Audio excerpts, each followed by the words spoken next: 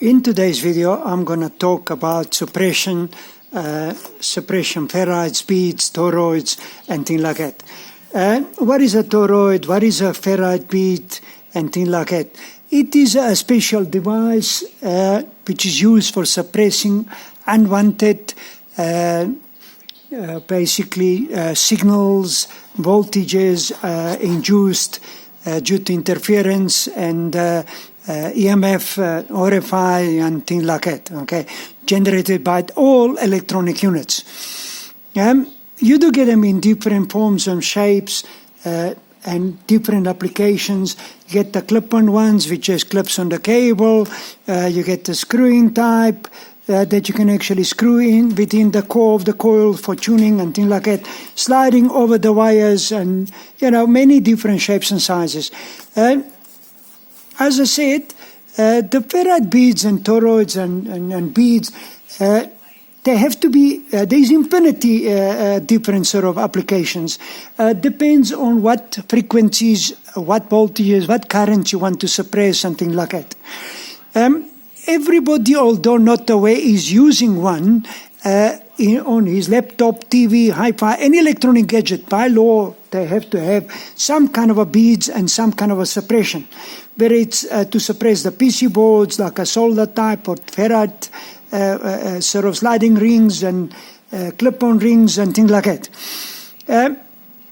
Now, everybody wonders, but how come, you take, say, for example, conductor, how come, this thing will suppress these type of voltages? Does it? Of course, in today's video, I'm going to use a spectrum analyzer, which I adjusted it already from 0 to 50 megahertz. And the center frequency is about where this line is. It's approximately 60 megahertz if you look at it. This is my basically noise flow of the instrument, because it picks up the, spurious signals on these particular wires.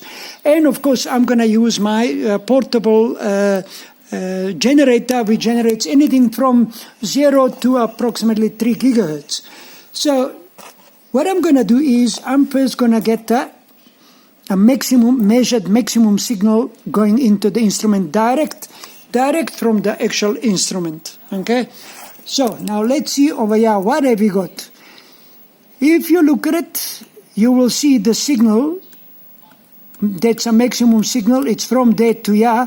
In the center, my marker is at approximately 33.2 dB. Okay, so that's my maximum signal coming. Now, what I'm going to do is, I'm going to try and use this particular bead and then see how much attenuation does it really introduce into a, say, piece of wire, which I'm going to use this piece of copper. So I'm going to slide there. I'm going to put it in line with the spectrum analyzer and then see what happens.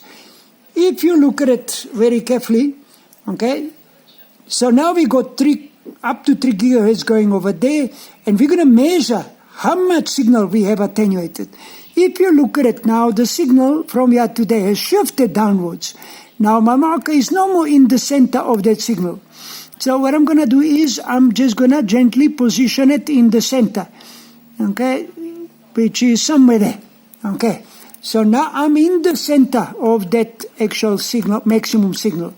And that is the difference from where it was first to where it is right now. That's the actual attenuation. Now, if you read it over there, we see it's at 30.8 dB.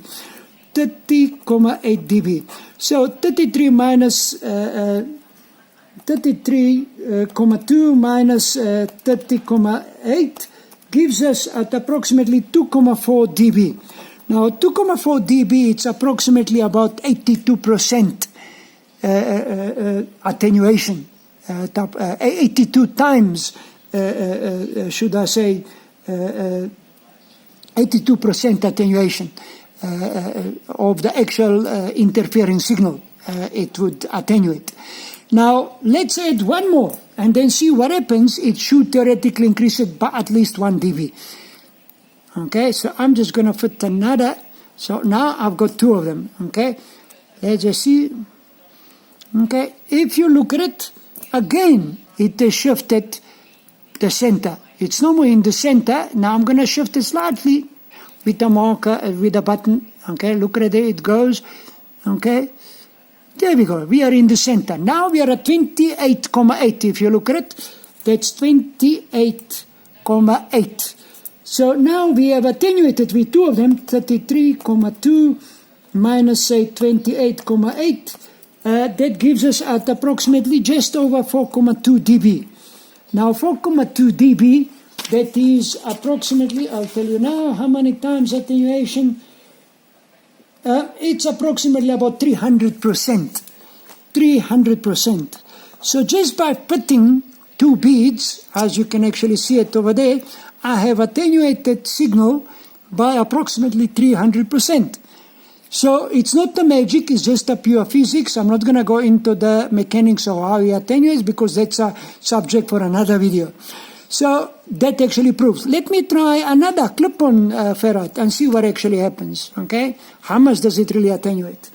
Now, again, let's get the maximum. Okay, maximum, again, it was some over there, which is 30. Okay, let's go back. 33,2. Okay, 33,2. Now, we take a clip-on ferrite and we just fit it again on the same piece of wire, and then see how much it actually gets attenuated. Okay, so we got connected. Now, we just clip on the ferrite, and you can actually see, look at it there, you can actually see that, well, on the cell phone it's very difficult to actually see it, but nonetheless, let me just clip it. Okay. Sorry. Come on now. Okay. Alright, it is clipped on. So now, I basically, if you look at it again, let me just, come on now. Let me use another one. I did not clip it properly. It was jammed. There we go. Now it is clipped. Now if you look at it, again, this marker is not in the center of that signal. The whole signal is shifted down. I'm just going to again move that marker to the center of the actual signal, and then let's see. And it is plus minus again to the center of that signal, if you look at it very carefully. And that gives us 30,8, which again gives us the difference of about 2,4 dB. Just a clip-on. Just by clipping this one, if I put another one, again it will increase it by minimum 1 dB. So, again, just with fitting one of these, you have attenuated interfering signal by approximately 80-something percent, 82%. Now let's look at another. This is a solder type. Now, we know our reference signal is 32. Okay, let's again center it. It's about 33,2 if you look at it. Okay, that's in the center of that signal, of the signal from here to there. Let's look at it on this solder type. Does it attenuate? Does it work? Yes, it does. Okay, if you look at it, the signal is shifted. This marker is no more in the center from here to there. So now I'm just going to position it with the instrument in the center. Okay, and it has gone to about 30 dB. Okay, right now it's in the center of that signal. The attenuation has gone by something like 32,8 minus 30.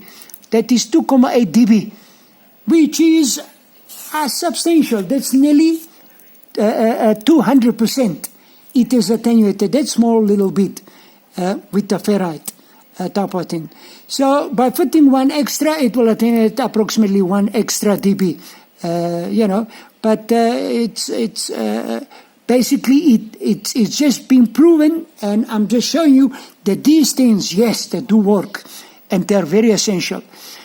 And by attenuating the signal, not only that you remember one thing: electromagnetic waves. Everybody thinks they can see health effects as they switch on the unit. No, only if you do get exposed over certain periods of times to the similar sort of and strong electromagnetic fields that exceed European safety standards, yes, they do have detrimental effect. And also they do affect the actual operation of all electronic gadgets, irrespective of whether it's plugged in into the mains or DC operated and so on. So in a nutshell, all these things, the ferrites and whatever, they are, and the filters, electronic filters that we build and that we can buy and that we make and so on, they are very essential and important to have. So on that note, I hope you enjoyed the video, and so you can see and believe that these things, yes, they do operate and they do attenuate, and you get them in different forms and shapes. And of course, electronic filters. Of course, I didn't connect the electronic filter, I just did a test on the suppression clip-on and solder type ferrites. Thank you for watching. Till next time.